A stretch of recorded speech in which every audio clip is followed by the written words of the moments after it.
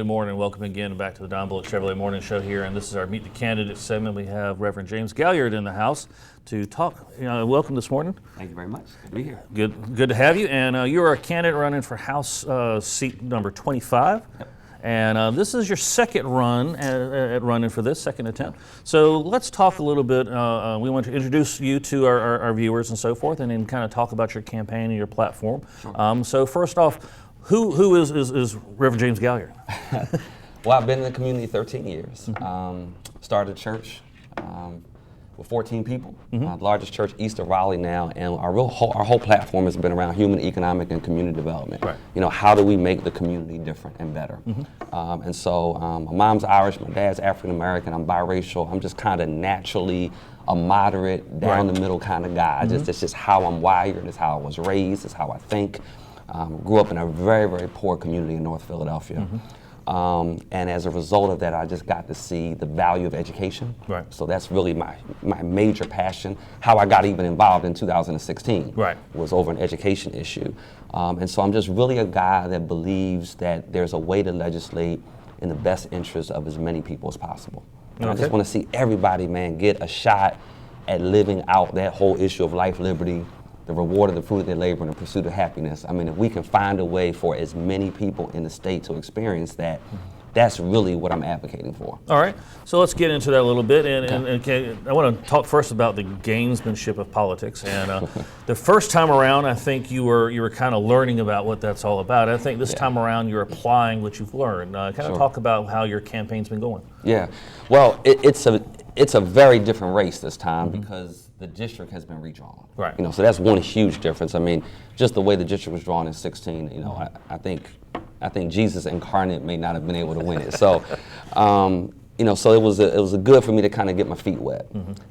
This go around, I'm spending a lot more time talking to people. I've got a lot more time. It was a very narrow window. Right. You know, there was not even I think I got on ballot like the end of the summer or something like that. The end of August in 2016 because there was a change in candidates. Exactly. And so, you know, for me at that point, it was just kind of really not time to do much of anything. You know, I'm learning how to fundraise a little bit better, although I hate it and I'm really bad at it. Right. It's the part that I dislike the most.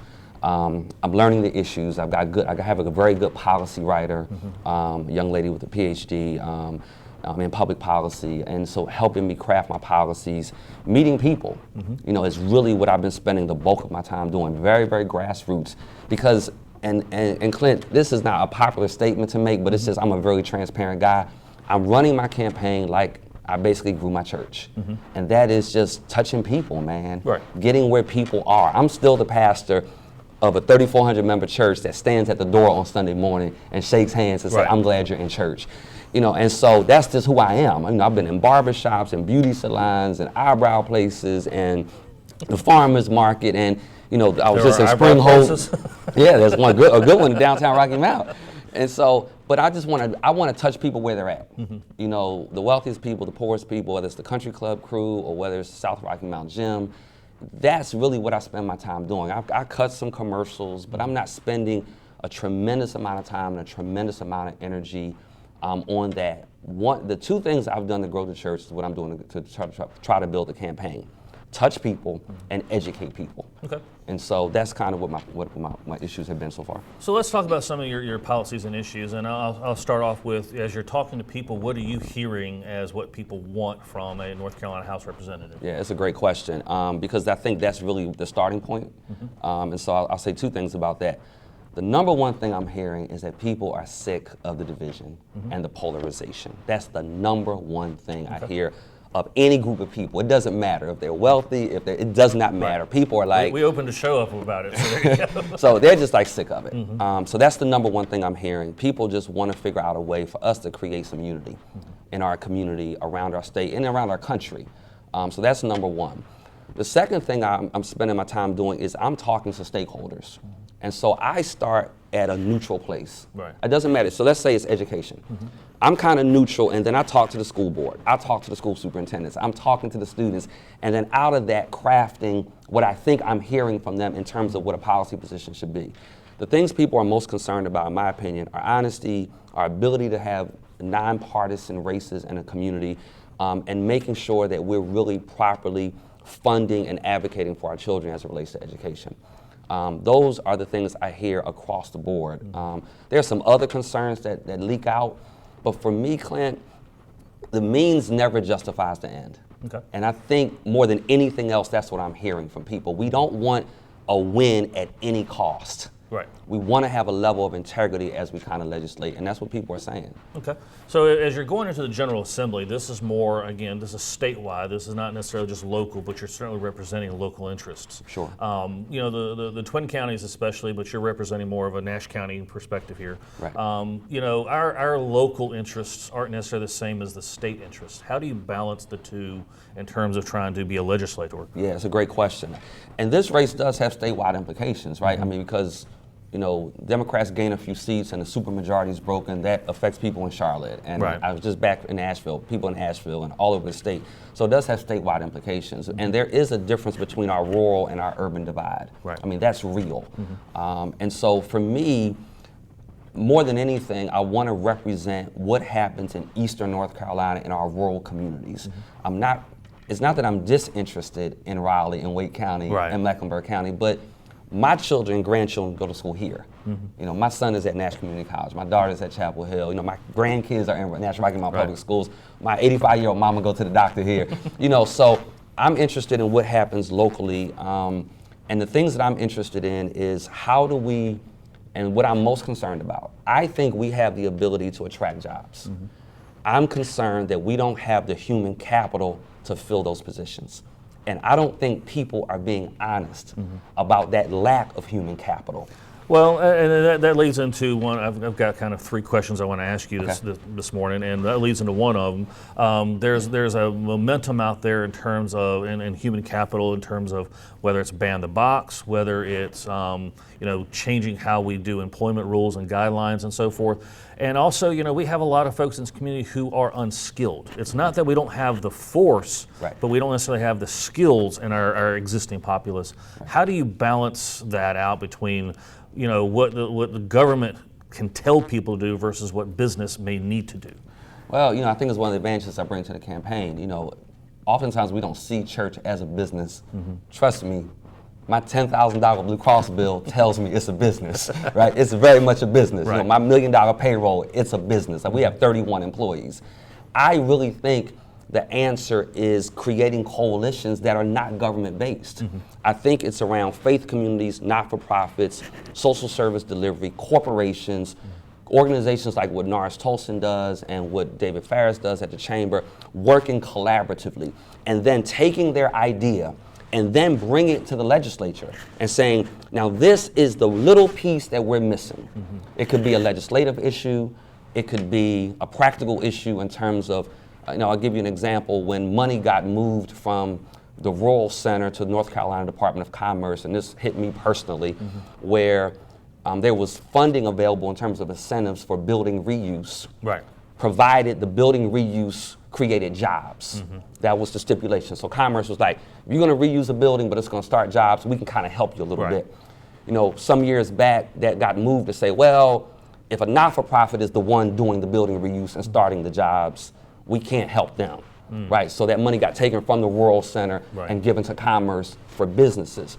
That's an example where you could look at a project like either what we do or what other organizations do that are not-for-profit and say, you know what, a job is a job. And as long as I'm getting my paycheck, I don't really care if it's coming from a not-for-profit or for-profit. I just want to be able to provide for my family. And so if that's the case, could we then go back to the General Assembly and say, hey, we have a different paradigm that's working in Nash County, that's working in Rocky Mount. Can we tweak this legislation to work what's going on in our community? And I really think that needs to be our approach.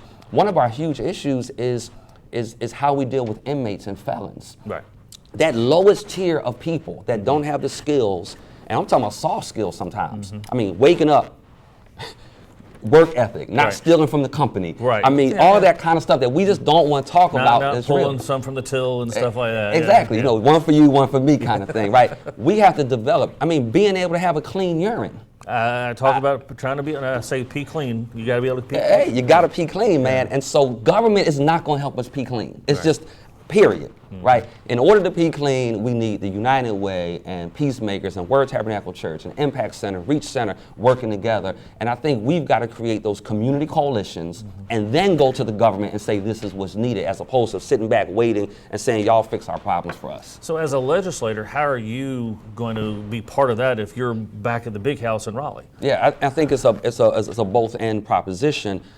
Part of the I can be effective is because I know the best practices. I know the players. I know who the movers and shakers are. I know who's doing the work. I know who's legitimate and who isn't. And I think oftentimes our legislators just don't have a touch of what's really going on in communities, who's really doing the work. I mean, we would struggle with disaster relief were it not for the added impact of volunteers and not-for-profits and those, wonderful Red Cross, what they do, and everybody else. But without those volunteers and those community-based bridge people getting it done, we would really struggle. And so I think as a legislature, the added value I bring is that I do sit in both spectrums. Right. Okay. So let's move on to one you talked about a second ago, which is education. Yeah. In 2016, I think part of what inspired you was, what was going on in the Twin Counties with the funding formula. That was a conversation point at that time. Right. That's pretty much a settled case, although there's some future conversations to be held. Yeah. But moving forward, education has certainly been a hot topic in North Carolina. What's your position on education and what our needs are? Yeah, so point of clarification, that issue did bring me in. However, that issue brought me in because I could not get an audience with the person who represented me. I have 1,100 K through 12 kids in my church, 17 principals, two school board members. I'm a pretty darn good advocate for an issue. And so when your legislature, the person representing you starts a meeting with, no matter what you're about to say, it doesn't matter, that gives you incentive to say, you know what, okay, maybe I need to look at a change in office. So that was the issue that got me in it.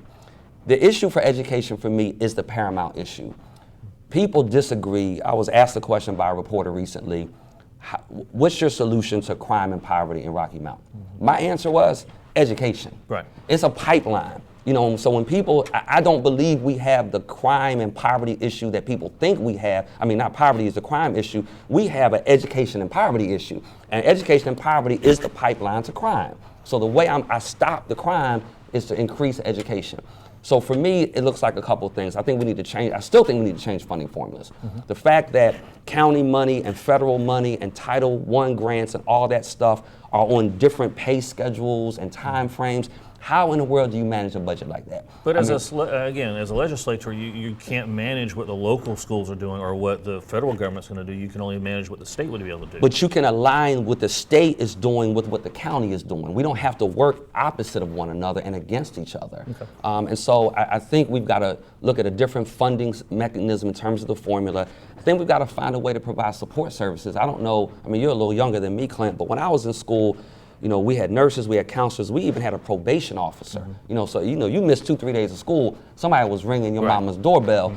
I think there's some additional support services. I pray so hard for educators because how we expect them to educate our kids when they also have to be the counselor, the social worker, the disciplinarian, or the parent. Yeah. And so the education piece is important for me. I think we're going to have to spend. I personally, and this is not going to. I'm probably lose a vote or two on this statement. I think there's too much polarization between the county commissioners and the school board. I just do. I don't see them working well in concert together.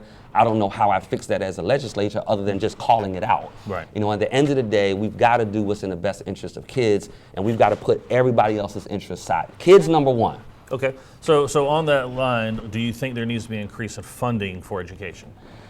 I think there needs to be a different formula in the sense that we're running the risk of economic segregation. When we're looking at the funding being predominantly around property taxes and a percentage of that, and then you start looking at communities with $200,000 homes compared to communities with $35,000 homes, in the end, it's not good for every child. Okay. And so I do think that we need to find a way, and that's going to mean scrubbing the entire budget, right? Because there's only so much money. Right. So that means some money can't get spent in other areas. I do think that the number one place we spend money, early childhood education.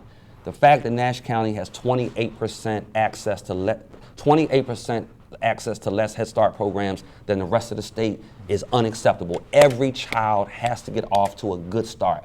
I'm on a statewide commission called the My Future North Carolina Commission. Margaret Spelling from UNC, and it's about 30 thought leaders, Art Pope, and just a bunch of Bill and Melinda Gates Foundation, group of us, 30 of us get together around how do we link K through 16 education in the state of North Carolina. So when they come out, whether it's 2-year college, 4-year college, and then workforce, how does all that link up? The starting point, the research, I mean, I don't know why sometimes we pay people for this kind of research because it's like common sense, but the way you ensure the proper workforce is to make sure you invest in that pre-K education. Okay. Because if that child gets in the pipeline right, they know sight words, those kinds of things. So the number one thing I will find money for is to make sure every child in Nash County had a proper Head Start environment. I think that's the starting point. This is what the school board can't say, the superintendents can't say, I'm gonna say it. Okay. It doesn't matter how good your system is if you begin with a flawed product. It just does not matter. Okay. Now that's and I'm not telling parents out there your child is flawed. I am saying if first grade assumes that you know X number of sight words, and you get there and you don't, it doesn't matter how good the system is, it's assuming a certain level of competence to begin with. It doesn't matter how good the assembly line is at Cummins, if that darn widget they start with is defective, the rest of it's going to be defective. And I think we've got to start early on to get those kids where they need to be in the pipeline early. Okay. Touching on that for just an additional comment, what is your level of support or non-support for the lottery? Now that it's here, we need to use the money the way we said we're going to use the money, and we need to free it up, particularly in our rural. I mean, there was a... The reason I say is the lottery funding and the formula of distribution has changed since it was originally introduced. Absolutely. I think, I'm trying to remember how long the lottery's been here. I want to say... It's 12 years now? I was about to say, I thought I was just getting here, so I've been here 13 years. Yeah, that's around there. Yeah. And so I remember saying, well, I hate to view education as something we need to gamble on. That was kind of my pet line back then. But now that it's here, I think it's a wonderful mechanism and opportunity to help supplement and fund our rural systems. And so obviously we don't have the base of Mecklenburg County, or Charlotte, or the kids being educated in Cary. We need to develop more infrastructure costs, and I think the lottery is a way to do it, but we need to go ahead and re-legislate for how that money gets allocated so it's helping our most struggling communities. Okay. So let's talk about healthcare. I know that's one that's also an issue for you, and your health of your community is also often tied to education and to other factors as well, and the environment around you. Right. But let's talk about, what is your passion? What do you see yourself doing as a legislator at the North Carolina Assembly to help with healthcare in North Carolina? Yeah, this is probably, the Republicans that fight me, this is probably the number one issue, because a lot of times people assume Medicare expansion with single payer health system, and for me the two are mutually exclusive. Okay. There are 12,000 people in Nash County that do not have health care. That's a lot of people. It costs us more to not do prevention and to not give people help. They're gonna get sick eventually. And when they get sick, somebody's got to pay that hospital bill. And so in the long run, us not insuring people costs us more. It costs more to be sick than it does to stay healthy. That's just common fiscal conservatism. But at the same time, there are those who would say, from if you go with Medicare and Medicaid, you are essentially borrowing now something you have to pay back in the future that's going to cost more because of the way interest rates are structured around it. I disagree with the argument. Some of the money is already being sent at the federal level anyway that we're just not using for that Medicare expansion, number one. Number two, it still costs me more. It costs me more to be treated for breast cancer than it does to get a mammogram, period. Right. And so, I do think it's a long-term investment. I mean, this is the challenge, Clint, with a lot of stuff that we're facing, because I'm talking about, let me just go back real quick to education. I've got to invest in that 4-year-old. How many years is it going to take for me to get production out of that 4-year-old, right? So this is where I think we're lacking legislatively. We're not looking at long-term solutions. What is the long-term ramification of our decisions? So for me, I'm an advocate of Medicare expansion. I think every human being needs to have some level of access to health care. How we fund it, how we figure it out, I'm not 100% sure. But I am saying I'm the guy that's going to sit at the table and say, man, we got to find a way for this 27-year-old guy to have some kind of access to health care. I don't know how we do it. And everybody is not leeching off the system, Clint. Right. You know, you've got some people that are working 25 hours at McDonald's or 20 hours cleaning up the hotel, and they're not eligible for health care insurance. You know, they're trying to grind it out, but they're not eligible. So Medicare expansion is something I would support. Right. Secondly, I'm not an advocate of a single pay. I do not want the government running my health care. You know, period. I have 31 employees. But we have the government running health care today. That's part of the challenge, I would say. And I think that's the problem. I think government needs to leverage its buying power against private industry. They're buying a lot of health care. They're buying a lot of insurance. They're insuring a lot of people. How do we leverage those collective costs to Blue Cross? How do we create a healthy competition? You know, if you're the only game in town, I mean, I cringe when Gus Tullis comes in our organization every year with the renewals. Right. You know, because I'm a small business guy. I'm a small business guy, right? I've got to find a way to pay these costs. And we're very generous. We pay 100% of our employee coverage and 50% of their dependents. So we know this is going to be a big item for us. So when Gus calls Angela and says, time for renewals, I'm like, okay, God, you know, and then we got to get ready to bite the bullet. And then if we try to shop it, we can't really shop it. Right. You know, because even though somebody else may be in town, then they're still buying into the Blue Cross network. You know, and so we need to create this is a bigger issue than government-run healthcare. Government needs to leverage its buying power, and then we need to create healthy competition so that Blue Cross, you know, I struggle with it. You know, you hit me over the head for usage, and I get an 8% increase, and then but you're making X profit at the end of the year. I mean, something is wrong with that system, and I think we need to look at it as a legislation and just kind of figure out how we're going to fix it. Okay. All right, I want to ask you one that's a little more, I guess, professionally challenging for you. Okay. As a candidate, you know, you're going to the General Assembly, you're representing, in terms of your affiliation, you're with the Democratic Party, but you're also a minister of a church. Yep. And you have to, you know, protect your Christian values and your church values, while also being a politician where you may have to defend values you may not agree with. How do you balance the two of those? Yeah, this is where a lot of people differ with me. I'm a Christian first, man. I'm going to be a Christian first. My identity is in Jesus, period. It's not in being African American, it's not in my gender, and it's not in the Democratic Party. It is in Jesus. I am not going to compromise that value system. Now, what I will say is that I'm very different than the typical Christian candidate that is on ballot because I am not an extremist theologically. And so I view issues around choice a little bit different, although I do have a very specific thought process around that. I view, you know, at the end of the day, you know, and I'm just going to put it on the table, I would not perform a same-sex marriage in my church. Okay, I would not do that. However, if a couple came to my church and they were homosexual, they'd be welcome to be a part of my church. And if I was in Raleigh, I would never approve legislation that would discriminate against that couple. I just wouldn't do it because at the end of the day, life, liberty, and the pursuit of happiness is trumpet. That begins to be the rule book for when I'm in the house. When I'm in my church, my Bible is my rule book. You know, and I think I know how to lovingly and with compassion navigate those worlds. Okay. And I think that's one, you know, it's certainly is more of a personal crisis sometimes, is trying to balance those two. And the other side of things is I've seen that you've also embraced social media, both from a personal and political perspective. What is your feelings on social media and the world that we're living in with politics today in that regard? We're stuck with it. I mean,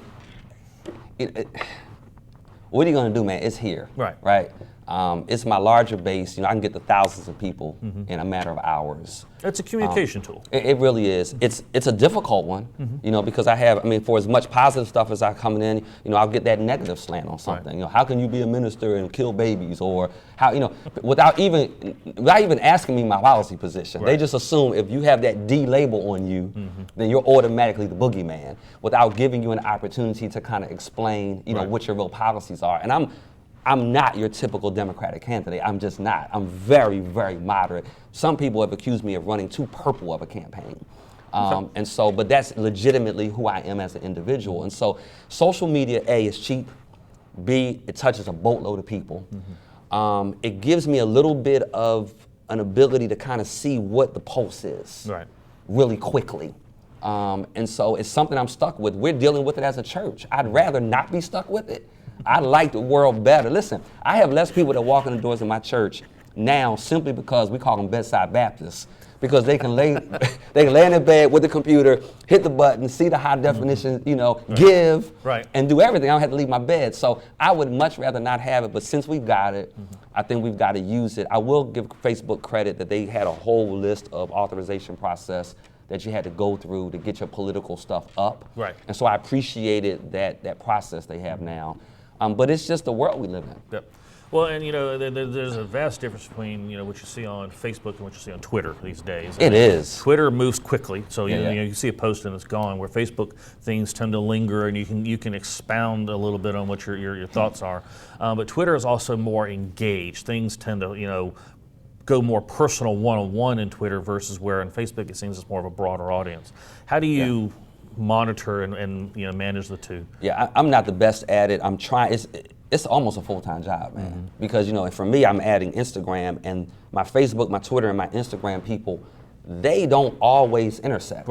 They're, to your point, it's just a different demographic, a different group of people. On Instagram, they're looking for pretty pictures. Let's be honest. Right.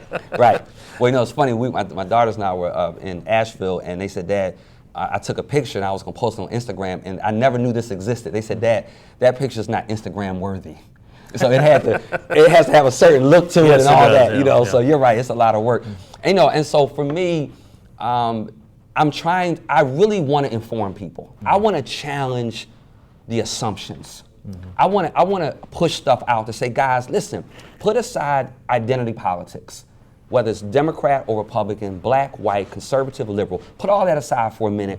Let's critically think through the issue together.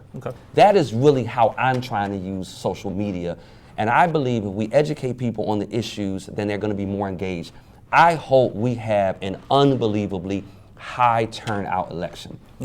So. All right, last comment for you, and then I'm going to give you the time to ask for the vote. But this one we'll take a couple minutes on. Sure. What do you define as equality in North Carolina? As if you were a general legislator, how do you define what the needs of equality are? Because that has a lot of dimensions to it, and I think people take it and they hear it in their own biased way versus what maybe your position may be on it. I think the Cliff Notes definition for me would be every individual having the opportunities and the access to better their lives. And so we've got to look at, are there things that go on institutionally and systemically that are hindering that? Are there personal issues that are hindering that?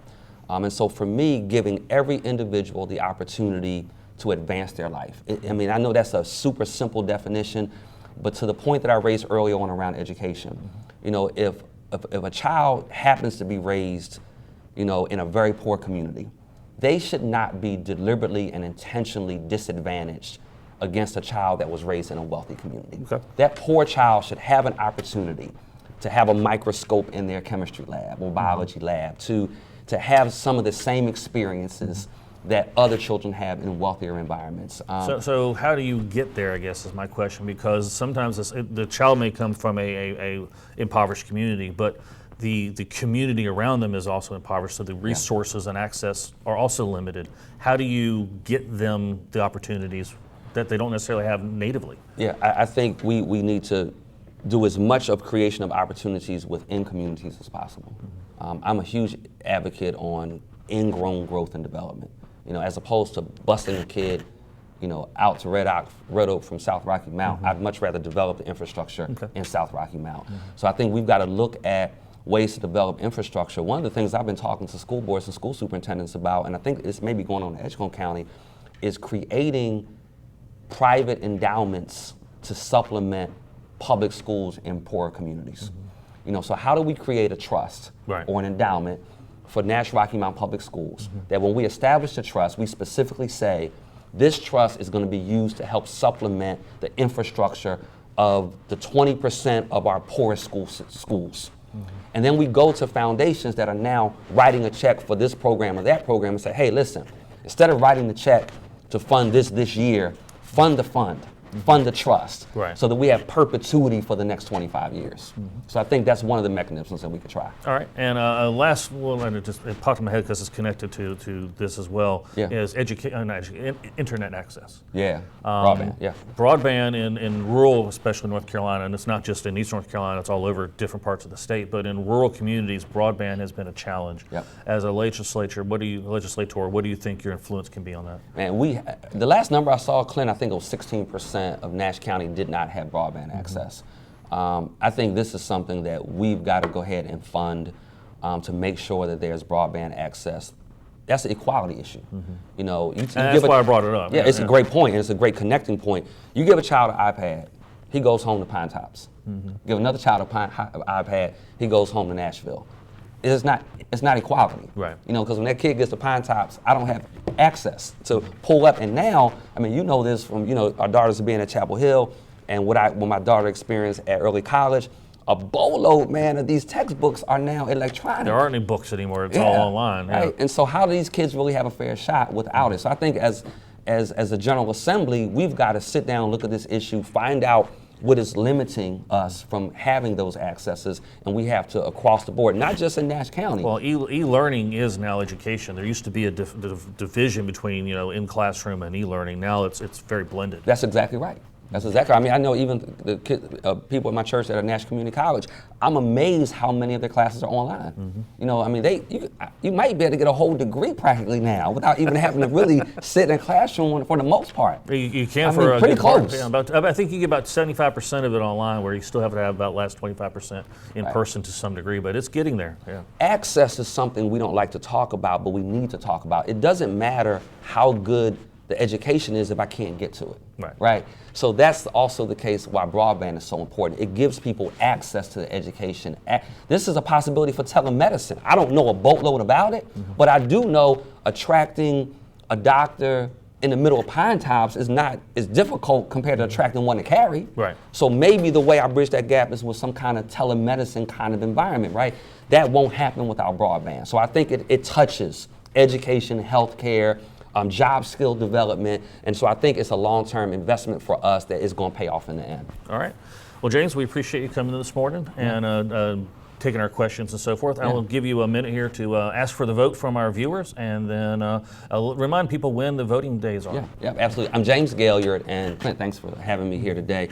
I'm asking for you to vote for me in North Carolina House District 25. Early voting begins on October 17th. It goes through November 3rd.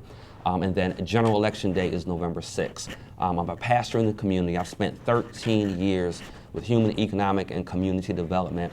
I am the only candidate that is running for office that has a proven ability to touch the most successful and the most struggling people in our community.